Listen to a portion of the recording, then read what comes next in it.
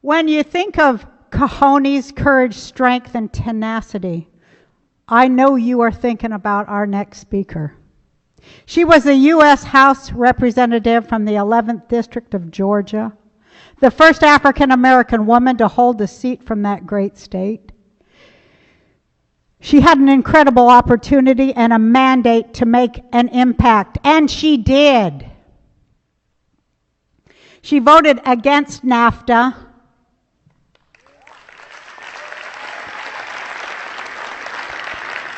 Was a vocal supporter of a Palestinian state. Criticized American policy in the Middle East. She's best known for her forceful questioning of Donald Rumsfeld during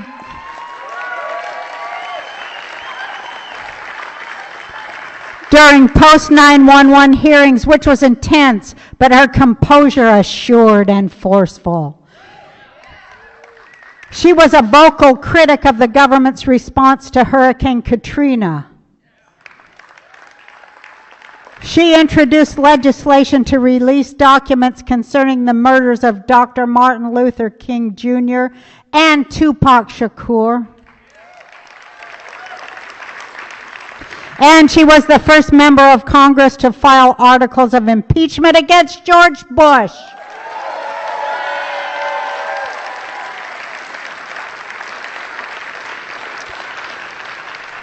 Our maverick is former Representative Cynthia McKinney, who dared to speak truth to the very powerful interests, both domestic and foreign. This led to coordinated attempts to oust her from Congress. In 2007, Cynthia charted a new path by switching parties and running for president on the Green Party ticket in 2008. I voted for her there. From there, the sky has been the limit when it comes to her direct action against Israeli occupation and international peace actions. She was on board the Free Gaza boat delivering medical supplies when it was stormed by Israeli soldiers who killed 9 people and she spent 7 days in prison for her second attempt to bring crayons and coloring books for children. Her energy is boundless, and the challenges she embraces are superhuman and too numerous to recount here. It is just my great privilege and my fantastic pleasure to know her in this life and to love her and to welcome her. Please help me. A true warrior of truth, Cynthia McKinney. It's a small world. It's a small world. It's a small world. Living in one small world. It's a small world. It's all one. It's a small world. Living in one small world. It's a small world. That's all right, baby. Thank you. Okay, yeah. Roseanne Barr is my sister.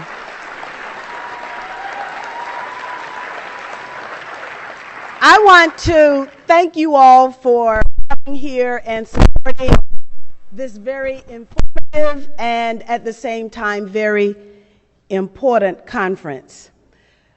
I want to say just a couple of words. Roseanne talked to you about her candidacy. She recently won the nomination, she and Cindy Sheehan, of the Peace and Freedom Party. And we've got some Peace and Freedom Party representatives who are here at this conference. They have this form. This is a re-registration form. I used to be registered to vote here in California, but I've moved back home to Georgia. But I know here you have the Peace and Freedom Party here. You have do not state, decline to state, many different ways in which you can register to vote. We are encouraging those of you who are so inclined to please re-register under the Peace and Freedom Party. Otherwise, in 2014, because of recent election law changes, the Peace and Freedom Party might not be on the ballot.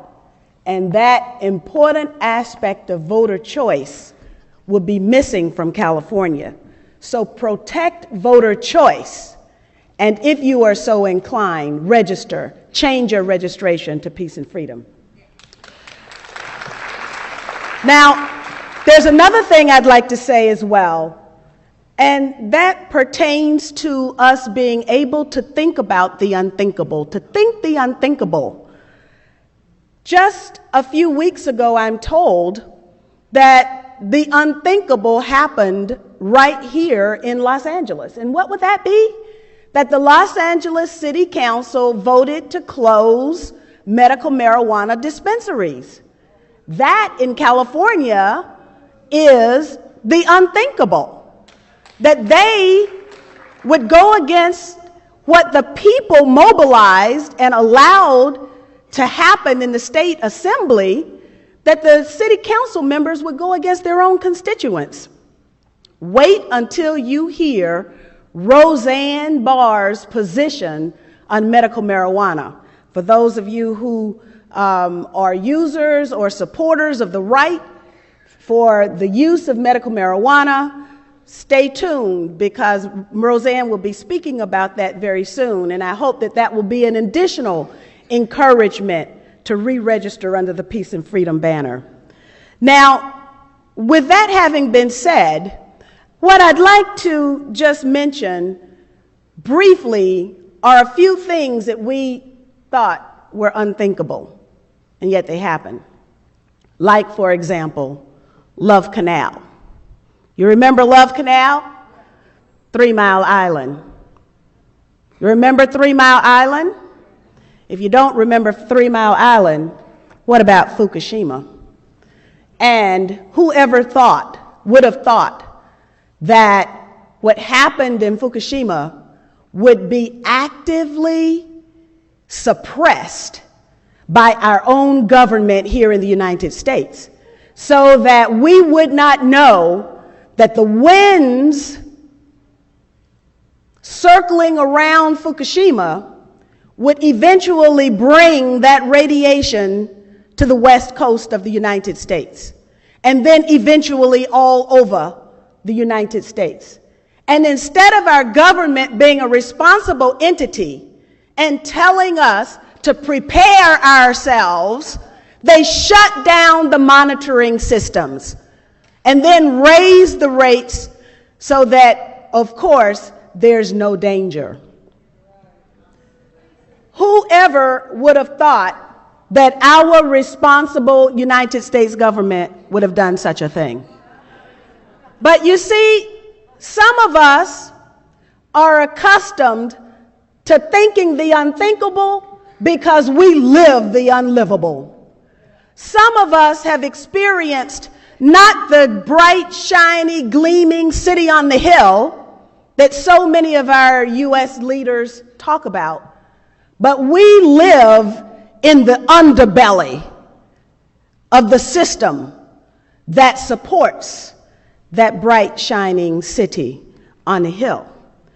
And so one of the things that I always remember is those COINTELPRO documents, the counterintelligence program documents, where marriages of individuals whose only dream was to see a United States that benefited everybody, where everybody was welcome, not only at the table of social gatherings, but also was welcome at the table of public policy making. But those COINTELPRO documents, those documents of the counterintelligence program, showed us that our national leaders were willing to disrupt marriages. They were willing to spy on individuals. They were willing to break into people's houses and steal documents. And they were willing to join with military intelligence, violating every precept of the division between military operations and law enforcement, And they were even willing to target, and in the words of the FBI, they were willing to neutralize people that they found to be problematic, like Dr. Martin Luther King Jr. Another aspect of this unthinkable things that our government was willing to do is about those documents that were written in the early 1960s called Operation Northwoods. Are y'all familiar with Operation Northwoods? This was a plan that was conceived in the bowels of the Pentagon, where our generals, who are sworn to protect us, wanted so much to go to war against Castro's Cuba that they devised a plan to wreak terror on the streets of the United States of America. And write down in these documents that are available to you to go home today and read on the internet. They said that they would hijack planes. They said that they would hijack ships. When they hijacked the planes, they of course were going to blame it on the Cubans. And when they hijacked the planes, they wrote that it would be more outrageous to the people of the United States if there were university students on those planes going home for spring break. And then opposition to the war that they planned against Castro's Cuba would dissipate. Now that is strangely reminiscent of a Mr. Paul Wolfowitz, who at the time was number 2 in the Pentagon, who was trying to decide, remember, what the American people would buy to justify a war against the people of Iraq. And he said we were just sitting around a table and we came up with weapons of mass destruction. And we decided that the people would buy that lie. And so 935 times your leaders and my leaders elected by us in that sacred bond betrayed us, lied to the world, and took our country into war against the people of Iraq in an act that I call patricide, because we are killing a country. We are killing countries now all over the planet. Patricide, sociocide, the killing of entire societies, including our own. What they will do abroad, they won't hesitate to do at home.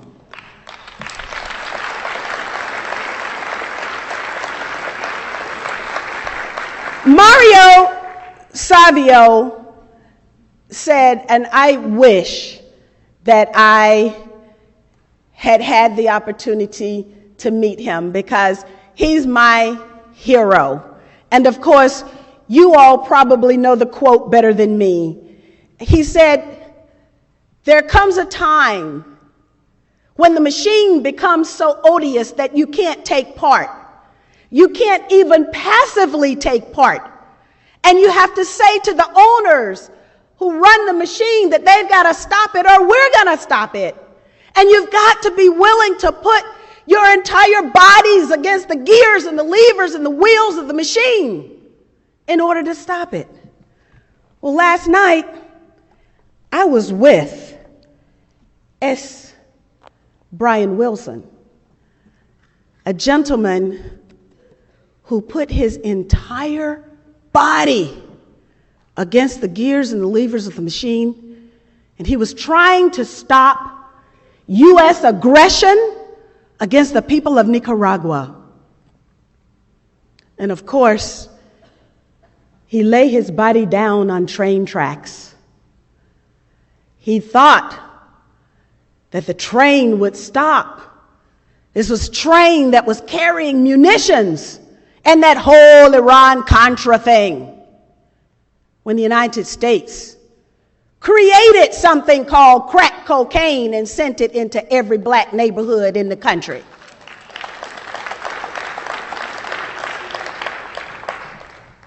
Well, the train didn't stop. And that's right, it speeded up. And Brian Wilson's legs were amputated. And he was at an event last night talking about his transformation. He's a Republican. He was gung-ho for the Vietnam War.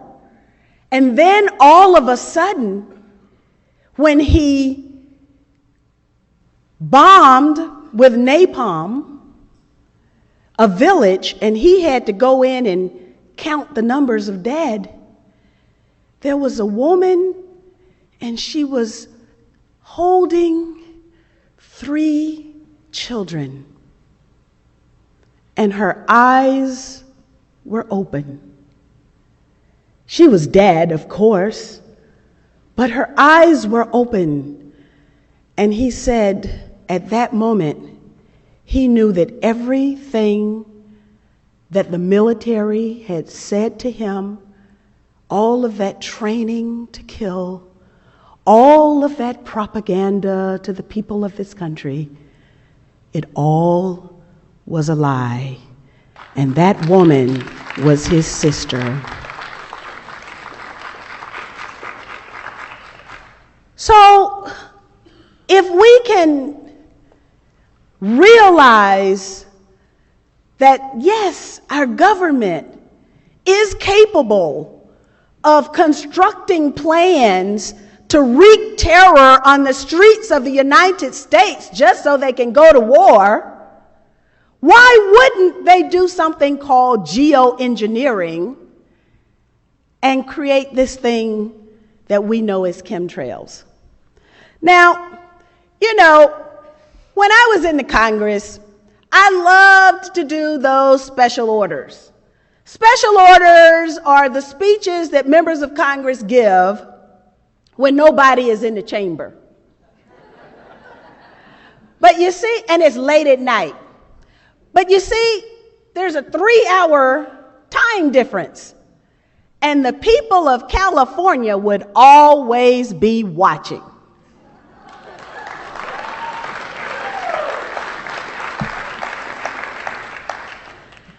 And so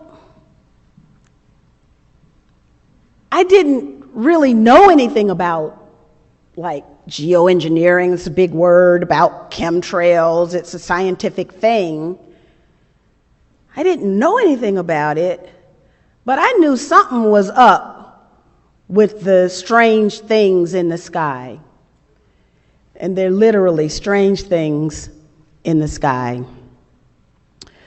And in fact, what I discovered was that all we have to do is just look up. That's all we have to do. I'm about to close, but I want to say to you that what we are trying to prevent is a Soylent Green world.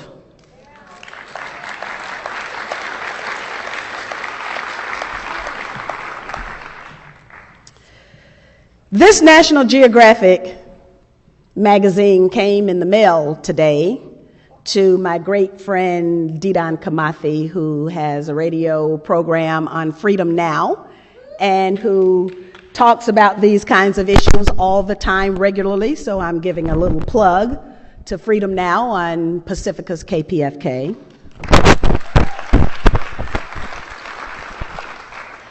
This National Geographic magazine says, "What's up with the weather?" This is Small World Radio. Well, you know, I think that's why we had this program today and tomorrow and yesterday, because there's a lot of scientific evidence that the geoengineering is not just a figment of our imaginations, it is real. It is real. And it will only get worse until we stand up and say no. So thank you very much.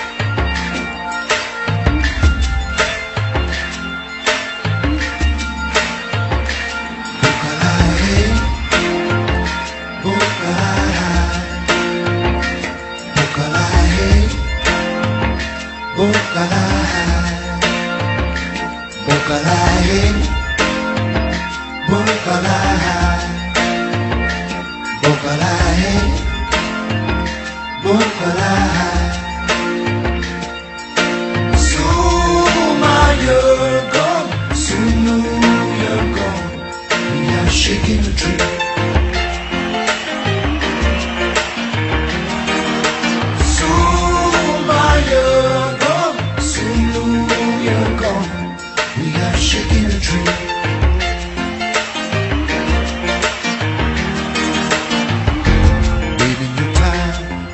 Of a better life.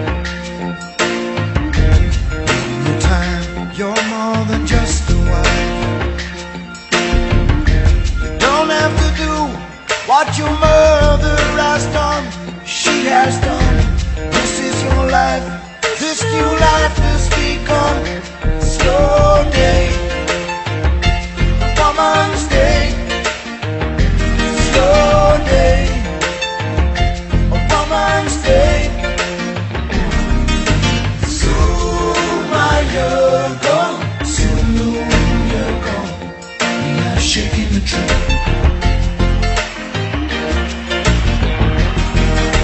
So you're gone, soon you're gone. We are shaking the tree.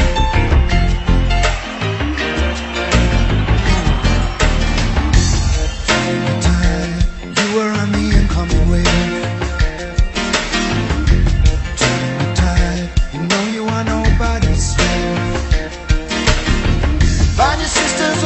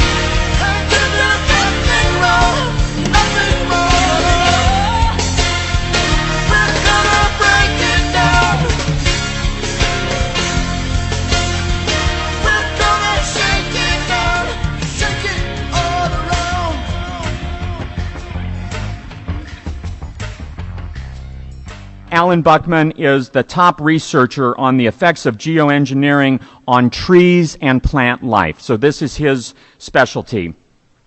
He is solution-based with his company, Microbe Tech, a biorestoration company helping clean the contamination. So it's very important, the area of emphasis for Alan. He was in the U.S. Air Force as a meteorologist. He was with the California Department of Fish and Game, and his title today for his presentation is Climate Change in the Skies and on the Ground, the Hazards of Geoengineering. I am so pleased to introduce, literally, my new best friend, Alan Buckman. Ladies and gentlemen, it's a real pleasure to be here today, and I am incredibly pleased that so many people are here and that so many people are listening. But this is an incredibly important issue. I would like to take you today on my journey of discovery and what led me here today. As a wildlife biologist with the Department of Fish and Game, I was a field biologist for most of that time. And my job was environmental impact review, also was part of the state capture team for wildlife. Just get a little closer to it. Here, see if I can do this so we can all hear without all the ringing in our ears. I spent a lot of time outdoors. I've loved the outdoors. I was a Boy Scout. I've hiked the Sierras. I've hiked a lot of places, done a lot of canoeing. I was a surfer. I grew up here in Southern California, but actually I like Northern California better, no offense.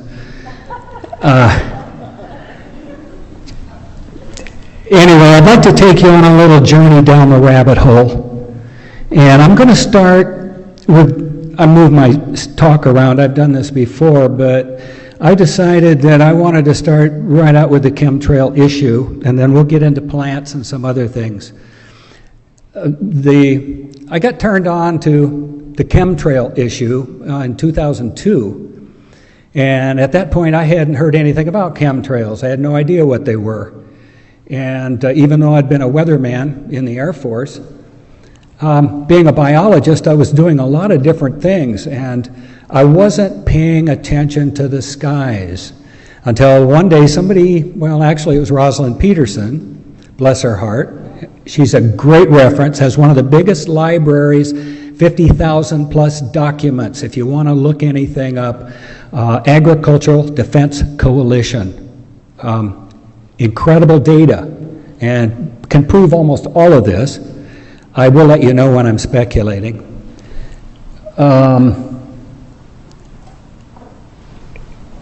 When I looked at the video, it didn't take me but about 5 minutes to figure out that it was a spraying program. Now, I was Air Force. I was involved a little bit with the weather control program that was going on there then, which wasn't major. I wasn't directly involved in it, but I was observing it.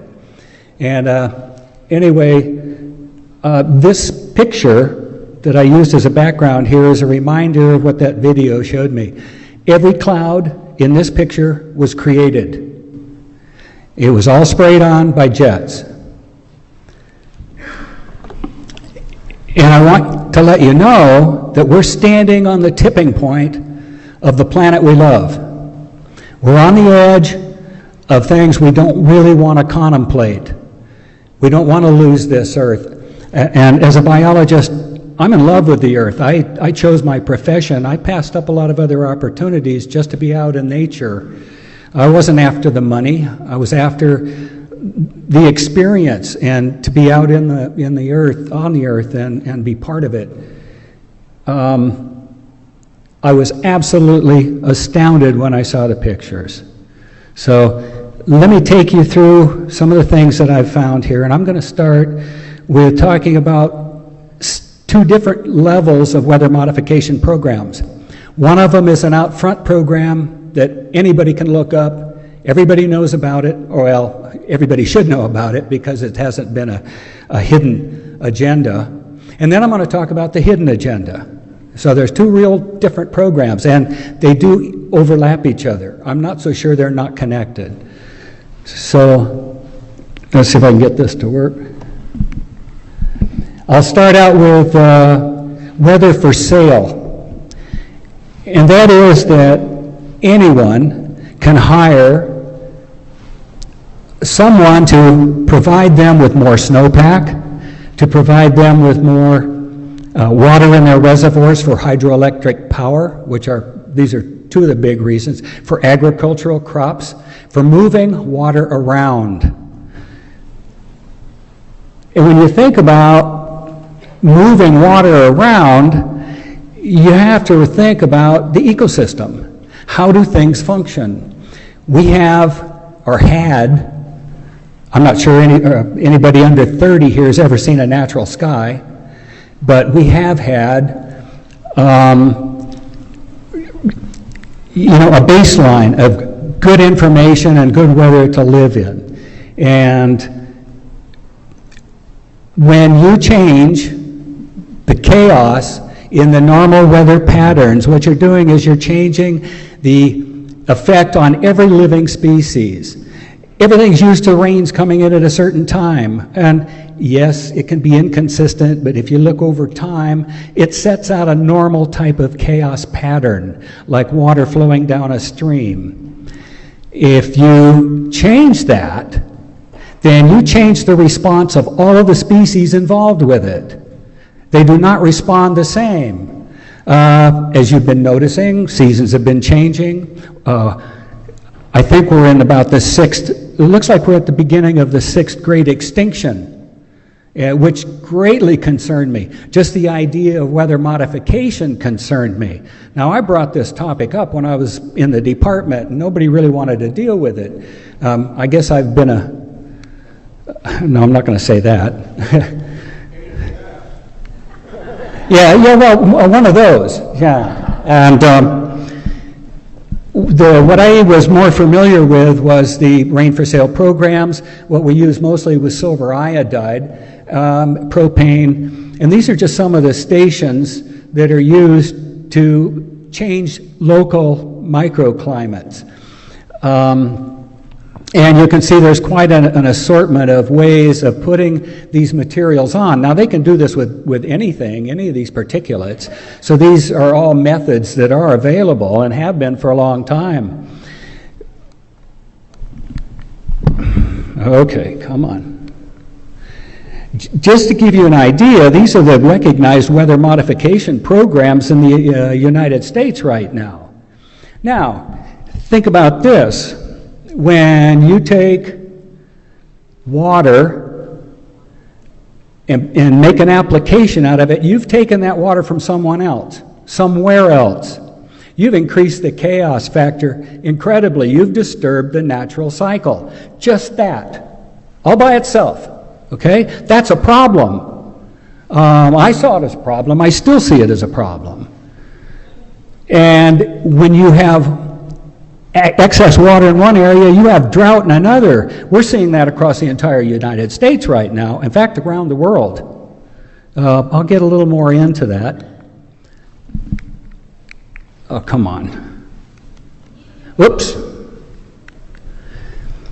This map shows like 150 weather modification programs in 37 countries around the world.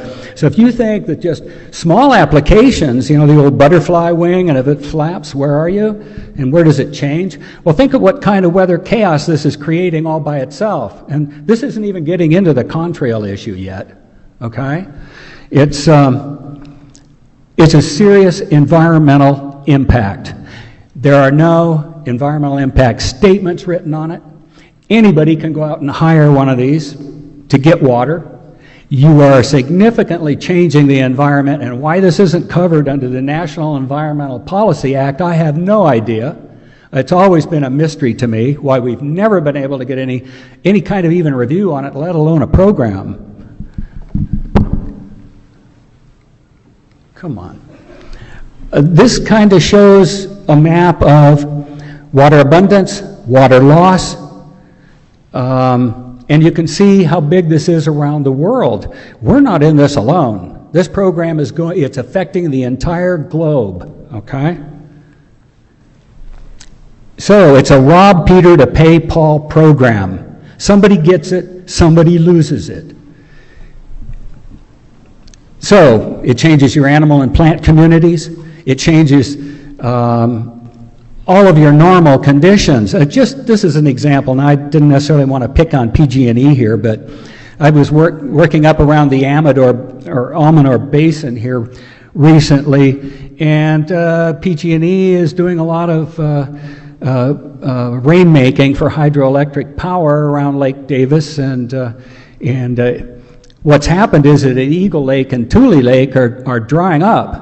So they've got some serious problems, and that's a real problem for all the fish and wildlife, for the recreation, for the economy of the area. This is a huge economic shifter. Okay? So, and there's no control. There's absolutely no control. Okay, I want to get into the second phase of this, and this is where the video kind of led me. I was aware of the other programs until I saw this. And I thought, I've been a biologist looking at the plants and at the ground. I had to start looking up. And when I started looking up, I realized immediately that these were spray programs, and I'll go into why I think that. Anyway, this is the other change in the skies, and this is even more environmental chaos than we had before. Oh, darn it. Well, you can have fun with me jumping back and forth here for a minute. I want to talk about contrails versus chemtrails.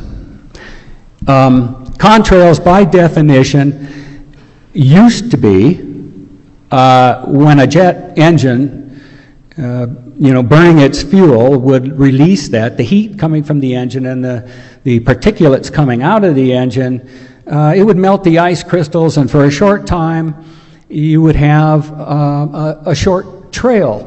And as you can see here, this is more typically what a contrail would look like, a very short plume after the aircraft. It would not stay in the sky. It would not turn into a cloud.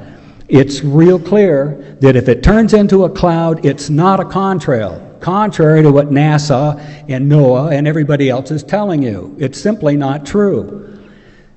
And it's not unintended consequences, I find out, and which really disturbed me.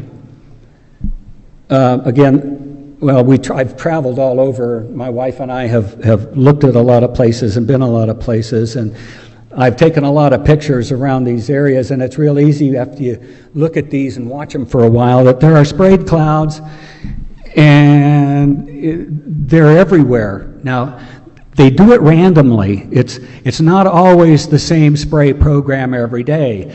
They pick their days, they pick their times, they pick the amount that they do. So you'll see some variation in it.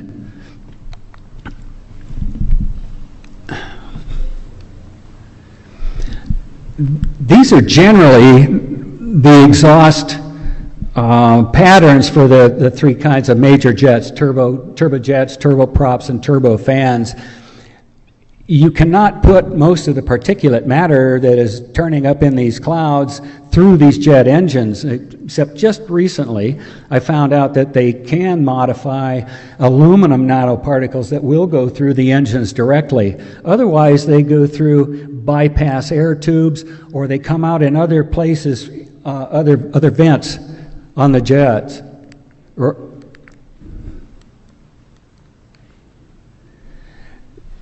Normal jet exhaust contains a lot of volatile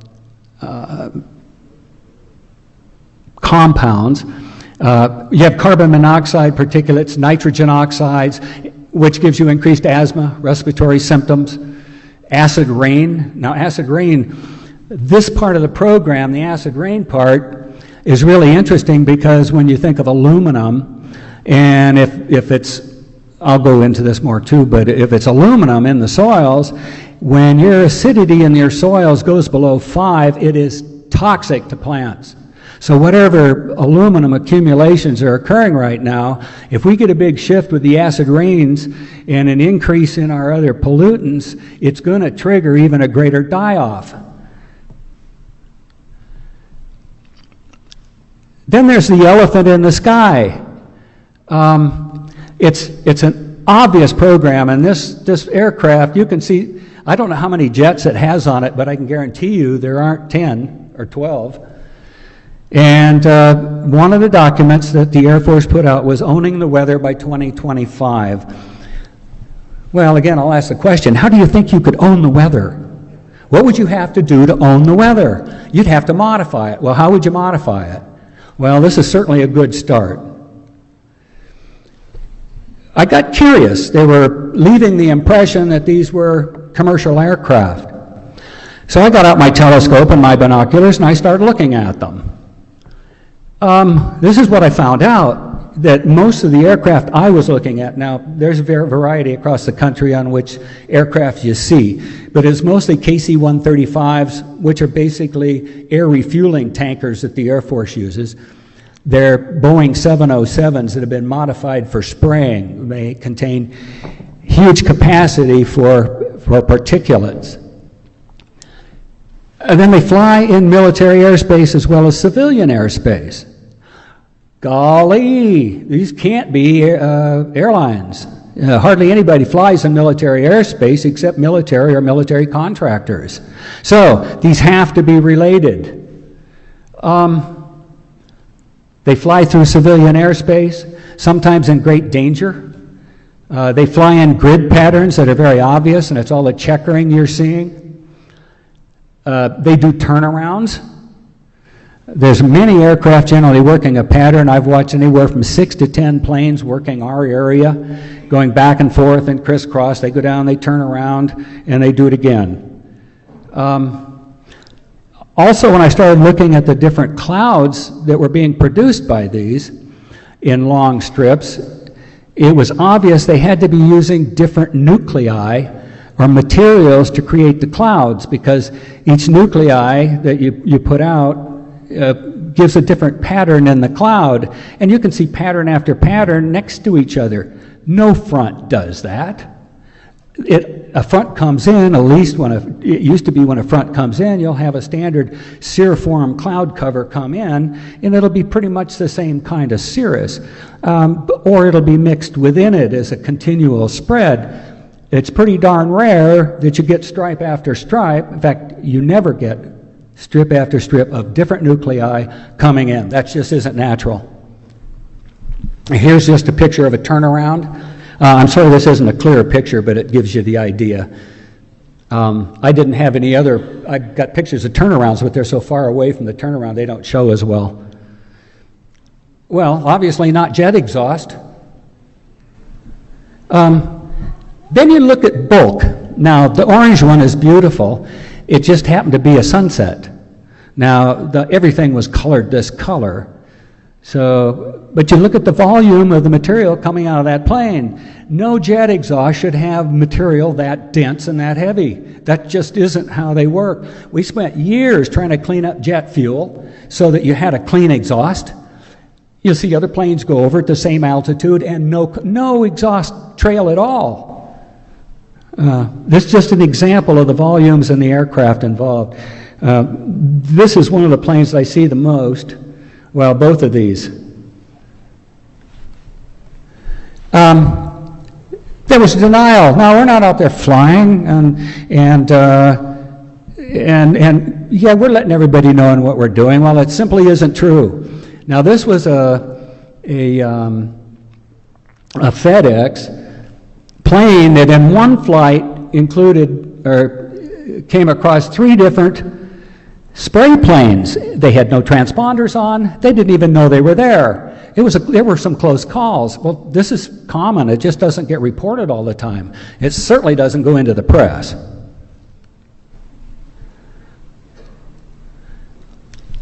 There's something about high-thin cirrus. Now, the spray program, what it has almost always as part of this program, it's either a thin cirrus overcast or it's haze. Now, they can spray these so they don't create clouds, I found out. And what they do, they'll do it at the right temperature so it doesn't show up as a cloud, but it drifts down through the air as a silver metallic haze. And everybody's seen the haze. Now, this haze, I'm sensitive to this. I get up in the morning, almost every morning, And I go outside and I feed the animals and do that sort of thing, and my nose runs like a faucet for 10 minutes. Half the time I feel like I'm cooking from the inside. So the addition of jet cirrus daily, and it increases the heating. This type of cirrus has always been known to increase heating in the atmosphere. So if you're going to do a solar protection program, why in the world would you put up clouds that increase the heating?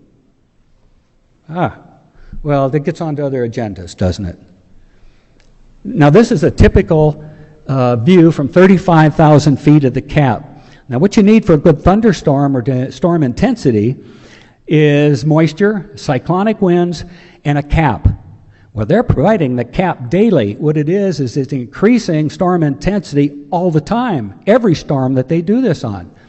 And if they're not doing the big checkerboards, what you'll see is they'll come in and they'll augment other storm fronts. And you'll see their trails going through. You'll see they're there, and when the clouds break and you look up, gee, there's a high thin cirrus overcast. It's trapping all of this material, and it's increasing the heat almost geometrically. Now, NASA admits, that these are a problem, and that man-made clouds are going to trap the warmth in the atmosphere and increase your heating, and they're going to contribute to long-term changes in the Earth's climate. Well, that was my concern, and they even said it. And I said, so why aren't we investigating this? Why are we allowing this? Why aren't you even looking at jet traffic? If you think and are going to say that it's commercial jets, why aren't we looking at that as a cause of some of our problems? You want to run out and do another program that looks just exactly like this. Well, that's interesting. It's not very funny, but it's interesting.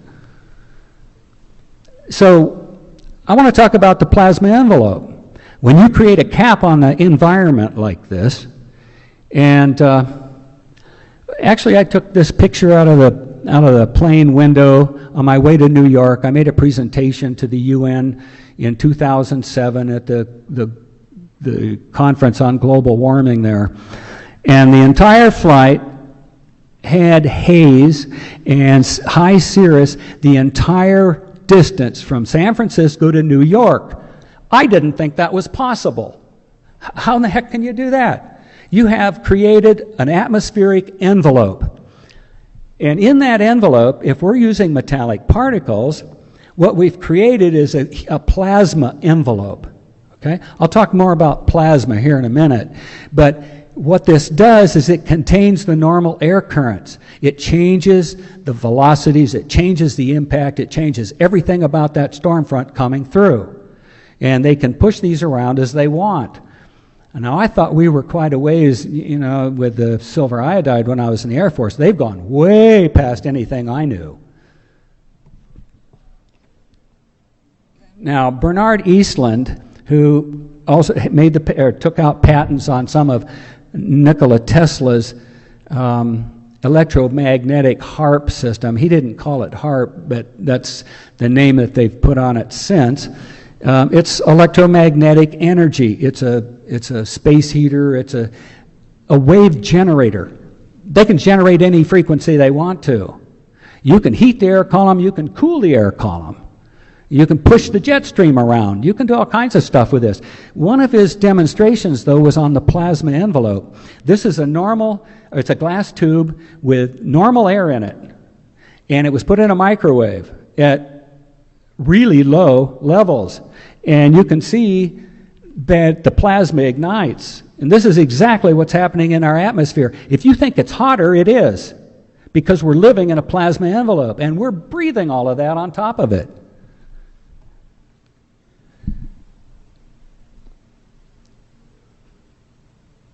I think I've already said this. I'll let you look at that for a second.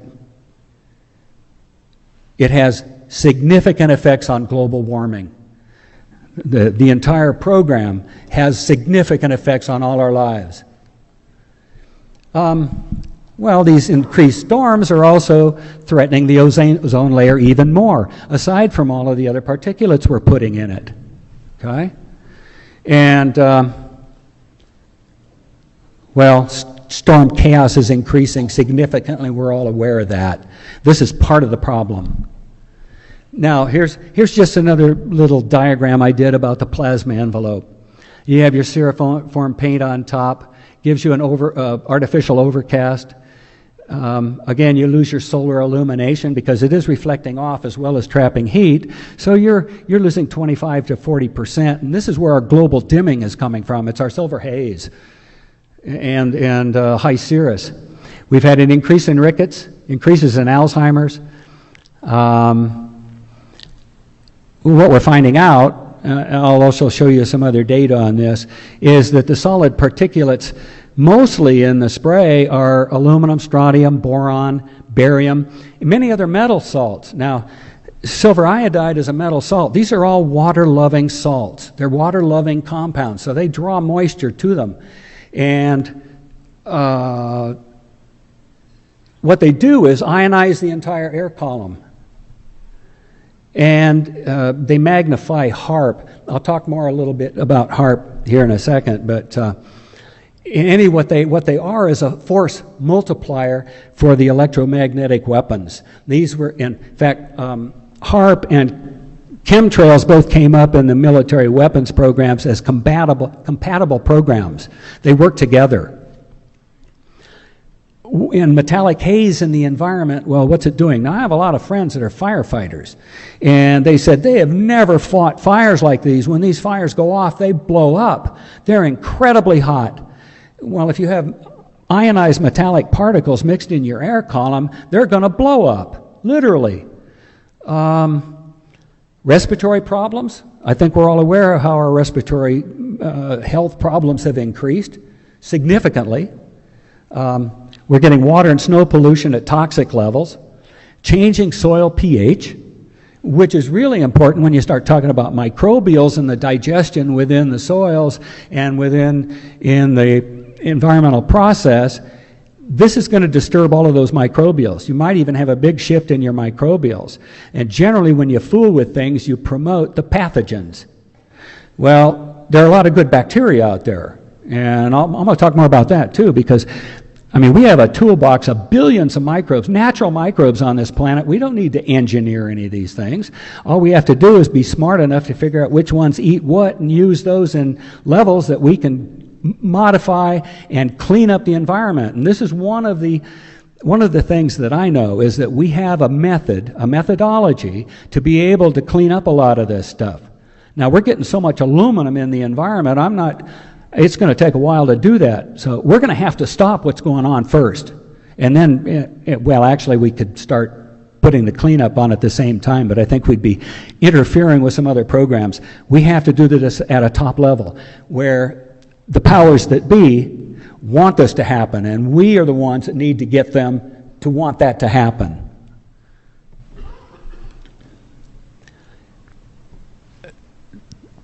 It's pretty rare, well, I'm going to say it's pretty rare, what you get with the different clouds and cloud types are different scenarios, and this is what they call a sundog.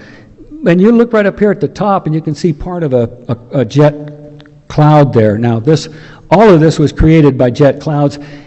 Some of them, I think, were part of jet bursts, the explosion bursts that you've already seen. They're talking about, now I don't know if they're shooting them out of aircraft, putting them on missiles, or how they're doing it. I think they're doing a little of everything. We just love to experiment with everything. And that's part of why they call this all, they're all studies. Just because they've been going on 60 years doesn't mean they're not studies. And then you get things that you go, what in the world am I looking at? Okay? You'll find threads, filaments. This is only a small sample of some of the pictures. I want to say something else, and that there are millions and millions of pictures and miles of video out there that have been taken by citizens for years, mostly ignored. I'm going to tell you, this is an incredibly well-documented phenomenon. This isn't anything new. It's been going on for a long time. And I felt kind of like me, all of a sudden I woke up to what I was seeing. I hadn't been looking, okay? And even though I know, I didn't see it right away. This is reported now I wasn't on the aircraft. I don't know this for certain. But this is what they say the inside of the aircraft spraying containers look like. Now, these are all nanoparticles. You can put out a huge volume of nanoparticles and carry them in very little space. They're so small. They're incredibly small. They're like microns across. Anything that stays in the sky as a cloud has to be incredibly small to stay there. And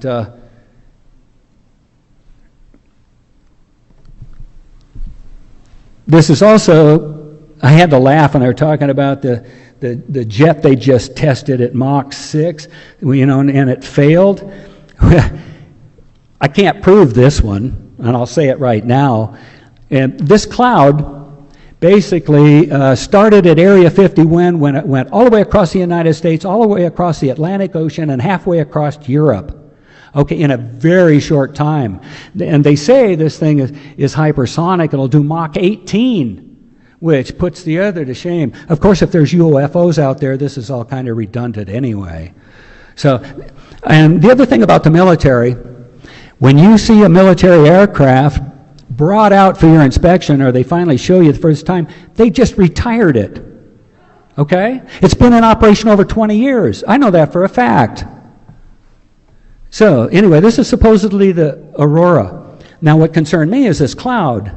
Here's another way to put a cloud out. And these are huge, big things. This looks like a morning glory cloud that are natural in Australia. At least, they think it's natural in Australia.